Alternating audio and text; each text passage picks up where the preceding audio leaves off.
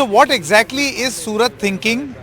We have eminent panelists right now with us, and we'll ask them these questions as to what are the key issues of Surat. You see, this is a huge business center, from diamond traders to textile traders. All of them exist right here. It's an education hub also.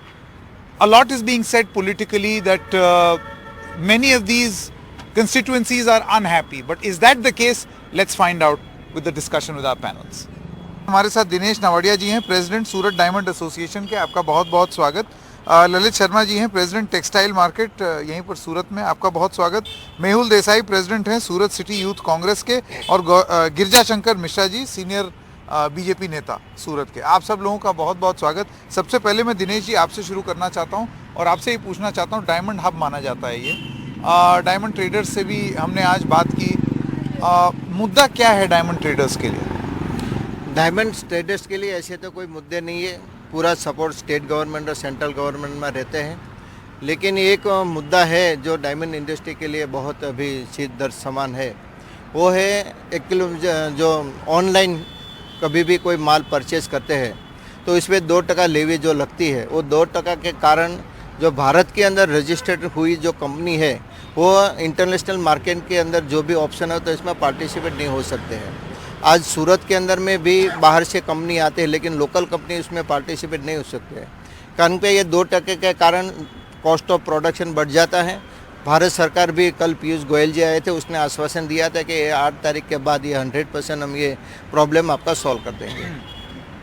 जी ललित जी, मैं आपके पास आना चाहता हूँ और आपसे पूछना चाहता हूँ, कपड़ा व्यापारियों के लिए मैंने एक चीज़ ये देखी है कि ज़्यादातर जो कपड़ा व्यापारी हैं वो गुजराती नहीं हैं, वो गुजरात के बाहर के लोग हैं जो कि कई दशकों से अब गुजरात में बसे हुए हैं। ऐसे में प्रवासी जो हैं यहाँ पर, या माइग्रेंट जो हैं जो बाहर से आए हैं, और जो माइग्रेंट लेबरर्स हैं जो मज़दूर हैं, उनकी भी कुछ कुछ समस्याएं हैं। आपको क्या लगता है ये कितने बड़े मुद्दे हैं इस चुनाव में? कपड़ा बाज़ार के अंदर व्यापारी और मज़दूर और कर्मचारी सारे के सारे माइग्रेंट हैं। और डायमंड में अगर देखें तो कुछ लोग जो है वो ज़्यादा माइग्रेंट है। अगर हम देखें अगर डायमंड का, तो मूल सूरती नहीं होकर के सौराष्ट्र के है या अन्य यूपी बिहार से भी लोग जो है वो काम करते हैं। मतलब माइग्रेंट जो वर्कर जो है यहाँ पे बहुत आयात के अंदर है, बहुत ज़्यादा है। माइग्रेंट वर्कर की जो मूल समस्या है वो आवागमन की है। 2017 ट्रांसपोर्ट, हाँ, आवागमन मतलब ये रेल जो है ट्रेन की मेन समस्या है, क्योंकि वर्कर है वो यदा कदा गांव जाते रहते हैं। जब त्यौहार होता है तब गांव जाना होता है, जब कोई शादी ब्याह होता है तब गांव जाना होता है। तो ये एक सर्टेन सीज़न होती है, शादी ब्याह की भी एक निश्चित सीज़न होती है, छुट्टियों की भी सीज़न होती है, और त्यौहार की भी सीज़न होती है। जैसे अभी छठ पूजा का अभी त्यौहार गया, यूपी बिहार का वो मुख्य त्यौहार है। उस समय ये हुआ था कि जो ट्रेन की क्षमता 1700 सीट की थी, उसके अंदर 5-5 हज़ार लोग जा रहे थे। तो मुख्य मुद्दा जो हमारा है वो शादी ब्याह के अंदर भी ऐसे ही होता है। जब शादी ब्याह की सीज़न होती है तब भी लोगों को आने जाने की बड़ी समस्या होती है। यहाँ पे ट्रेन जो उत्तर भारत के लिए बहुत कम है, नगण्य है। कई दिनों से हम मांगे कर रहे हैं कि भाई ये ट्रेन की सुविधा हमको दीजिए, बढ़ानी चाहिए। सरकार सुन रही है, 1-2 ट्रेन चलाई भी है। अभी भुसावल का जो नई लाइन डालने की बात हो रही थी, कई वर्षों से चल रही है, हो सकता है आगे वो बढ़ाए। लेकिन सबसे बड़ी जो समस्या है आज के टाइम में जो वर्कर फेस कर रहे हैं वो आवागमन की, मतलब ट्रांसपोर्टेशन की समस्या है। क्योंकि बस से हम जा नहीं सकते हैं, एरोप्लेन जो है वो अफोर्ड नहीं कर सकते हैं, वर्कर है वो।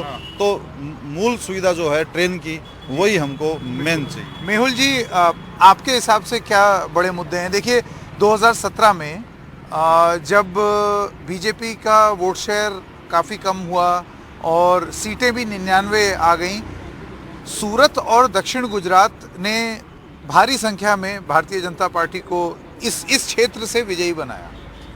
कांग्रेस की 2 सीटें आई थी इस पूरे क्षेत्र में। मैं आपसे ये जानना चाहता हूँ कि आप इस बार आप क्यों समझते हैं कि लोग परिवर्तन मांगेंगे, क्योंकि इस बार एक तीसरा प्लेयर भी है?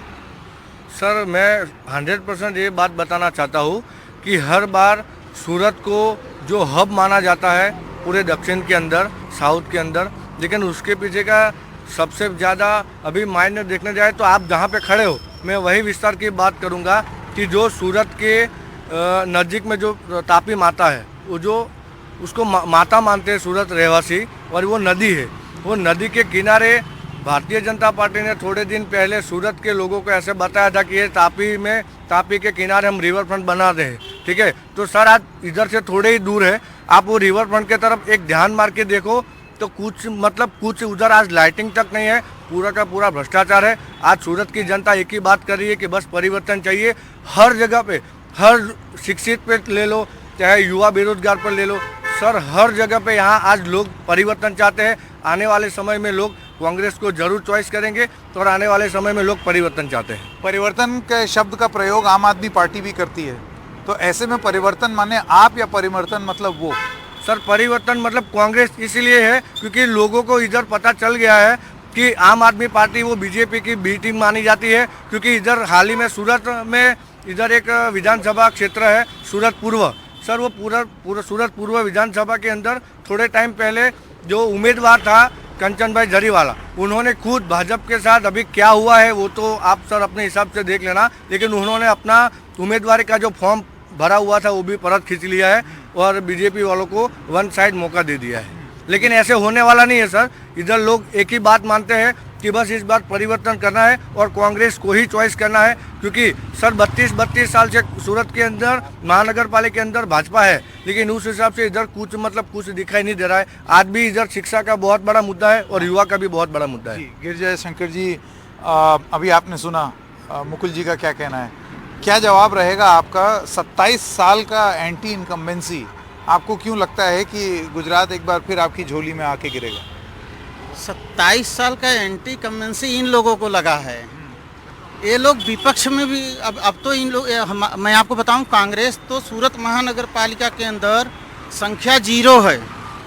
यहाँ की जनता 27 साल के पहले की जो बात करते हैं रिवर फ्रंट की, ये तापी मैया की बात करते हैं। तापी मैया के किनारे कीचड़ हुआ करते थे और गंदगी हुआ करती थी। आज तापी रिवर फ्रंट बना है, आप देख रहे हैं सामने पाला बना है। तापी नदी जब बढ़ती है तो लोग पानी से सुरक्षित रहें, इसके लिए तापी का पाला बनाया गया है।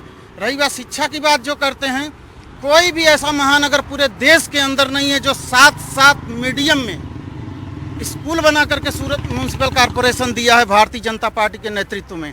1,65,000 करीब बच्चे पढ़ रहे हैं उसमें, जिसका पूरा खर्च सूरत महानगर पालिका उठाती है। साथ ही साथ मैं आपको बताऊं, सूरत महानगर पालिका में एक सीनियर मेडिकल कॉलेज है जहां 2803,000 ओपीडी डेली होते हैं। उसके अलावा 7 जोन में शहरी आरोग्य केंद्र बनाए अभी, जो 100 बेड 50 बेड के, उसमें कम से कम हजारों मरीज फ्री का सुविधा। आपने एजुकेशन की बात की, ये वही सूरत है जहां पर इंस्टीट्यूट में आग लगी थी, उसमें बहुत सारे बच्चे मरे थे और अभी भी एसआईटी की जांच बहुत निर्णायक मोड़ तक नहीं पहुंची है। नहीं पढ़ते सरकारी स्कूलों में, नेता के बच्चे सरकारी स्कूल में नहीं पढ़ते। जो आप बोल रहे हैं कि 1,65,000 बच्चे पढ़ रहे हैं, लेकिन एक भी नेता के, एक भी इनके कॉर्पोरेटर का बच्चा भी नहीं पढ़ता सरकारी स्कूल। जवाब कारपोरेटरों के मेरे बच्चे पढ़ते हैं और पढ़े हैं। पर मेरे सवाल का जवाब, मेरा सवाल ये था कि जो तक्षशिला इंस्टीट्यूट थी जहां पर आग लगी थी, उसकी एसआईटी जांच किसी भी निर्णायक मोड़ तक नहीं पहुंची है। ये 3रा साल चल रहा है। आपको मैं बताना चाहूँगा, सूरत महानगर पालिका गुजरात सरकार के द्वारा जांच इतनी तेजी से की गई कि हमारे सूरत महानगर पालिका के जो सीनियर मोस्ट अधिकारी हैं, वो कितने जो जिम्मेदार अधिकारी थे, जिनको पुलिस ने जांच में दोषी, अभी तक दोषी जब तक अदालत नहीं दोषी दे तो बेल दोषी। भाई आप ही बात कर लो। एक सेकंड, मैं वापस आना चाहता हूं। आपने अपना मुद्दा डिफेंड कर दिया, लेकिन Dinesh ji, what according to you is an improvement that one needs? ऐसा तो नहीं हो सकता ना कि मतलब सब कुछ ही अच्छा चल रहा है और कोई मुद्दा ही नहीं है। So what according to you is the improvement that the incumbents can bring in? मैं तो 100% आपको दावे के साथ कहता हूं कि जेम्स एंड ज्वेलरी सेक्टर के गुजरात और के अंदर है तो कोई भी प्रॉब्लम नहीं है। आज मैंने एक ही जो प्रॉब्लम बताया वो एक कॉमन प्रॉब्लम है। और जो जीएसटी बढ़ गया है वो जीएसटी को तो मैंने दावे के साथ कहता हूं कि एक ही जो जेम्स एंड ज्वेलरी सेक्टर है, तो जिसने डायमंड इंडस्ट्री ने जो मांगा वो दिया है। जीएसटी बढ़ा नहीं, वो बात गलत है आपकी। हमने जो मांगा कि हमको 3% नहीं 25% चाहिए वो दिया। हमने बोला कि 25 नहीं 1.5% चाहिए तो 1.5% बढ़ा के दिया। हमने बोला कि लेबर पे 18% नहीं चाहिए, हमको 5% चाहिए, 5% करके दिया। ये इंडस्ट्री लेबर ओरिएंटेड इंडस्ट्री है। ये जो लोग मान रहे हैं कि डायमंड इंडस्ट्री एक बड़े लोगों की इंडस्ट्री नहीं है, ये तो यहाँ हम लेबर करते हैं, सिर्फ 100% रॉ मटेरियल इंपोर्ट करते हैं, उसका कट एंड पॉलिश 15% लेबर चढ़ा के एक्सपोर्ट कर देते हैं। तो यूज़ यहाँ पे नहीं होता है। तो जब पता चला सरकार ने हमने कन्विंस किया कि ये डायमंड यहाँ यूज़ नहीं होता, 95% हम एक्सपोर्ट कर देते हैं। तो आज मैं दावे के साथ कहता हूँ एक ही ऐसी इंडस्ट्री है कि जीएसटी काउंसिल ने, सरकार ने नहीं, जीएसटी काउंसिल ने हमने जो भी मांगा वो हमको दिया है।